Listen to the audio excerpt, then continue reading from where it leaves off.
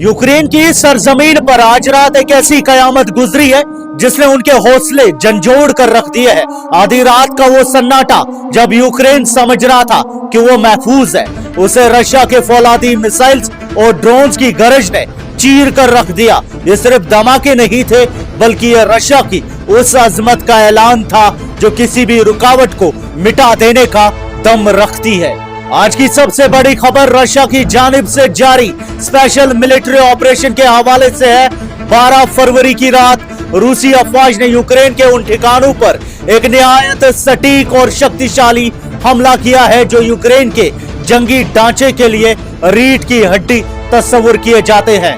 Kyiv समेत Ukraine के कई अहम शहरों में यूक्रेन के फौजी ठिकानों और एनर्जी ग्रिड्स पर नॉन स्टॉप बैलिस्टिक मिसाइल्स और ड्रोन्स की बरसात कर दी गई है। कीव इंडिपेंडेंट की रिपोर्ट्स के मुताबिक रात के 2:20 पर आसमान रूसी मिसाइल्स की रोशनी से जगमगा उठा। यूक्रेन की एयरफोर्स ने अपने फाइटर्स को फजा में भेजा और अपने दिफाई निजाम को फॉल किया, मगर रूसी मिसाइल्स की रफ्तार और ताकत के सामने यूक्रेन की हर कोशिश नाकाम नजर आई। कीव के रहने वालों ने न सिर्फ धमाकों की गूंज सुनी, बल्कि यूक्रेन के जंगी निजाम को चलाने वाली बिजली भी लम्हों में गुल हो गई।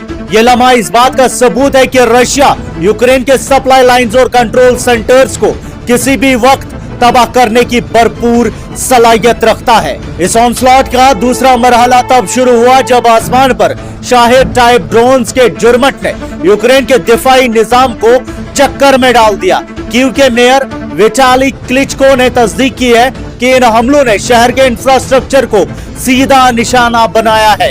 यूक्रेन के पावर ग्रिड पर होने वाले इन सटीक हमलों ने यूक्रेन की जंगी तवानाई को 50% तक कम कर दिया है, जिससे यूक्रेन के न्यूक्लियर और थर्मल प्लांट से मिलने वाली सप्लाई बुरी तरह मुतासिर हुई है। रशिया ने यह वाज़ेह कर दिया है कि वो अमेरिका और उसके इत्तेहादियों की जानिब से पेश करदा दिखावा नुमा पीस टॉक्स के जाल में नहीं आएगा। जब तक यूक्रेन अपनी गलत पॉलिसी और दुश्मनाना रवैया तर्क नहीं करता, रशिया अपनी हिफाजत के लिए हर हद तक जाएगा। अगरचे ज़ेलेंस्की ने नए डिफेंस सिस्टम्स और पर्सनल की भर्ती का दावा किया है, मगर मैदान जंग की हकीकत यह है कि यूक्रेन की दिफाई कुव्वत दम तोड़ रही है। खार्किव और उसके गिरदो नवा में भी यूक्रेन के ठिकानों को निशाना बनाया गया है। अगरचे यूक्रेन की जानिब से शहरी नुकसानात का इल्जाम लगाया जा रहा है, मगर रूसी दिफाई माहिरीन का मानना है कि यूक्रेन अक्सर अपने ही दिफाई मिसाइल्स की नाकामी का मलबा रशिया पर डालने की कोशिश करता है। दूसरी तरफ यूक्रेन ने वोल्गाग्रेड के इलाके में ड्रोन हमले की कोशिश की, जिसे रूसी एयर डिफेंस ने फजा में ही चकनाचूर कर दिया। गवर्नर एंड्रे बोचेरो के मुताबिक यूक्रेन की यह कोशिश बुरी तरह नाकाम हुई और हमारे एनर्जी इंफ्रास्ट्रक्चर को कोई नुकसान नहीं पहुंचा।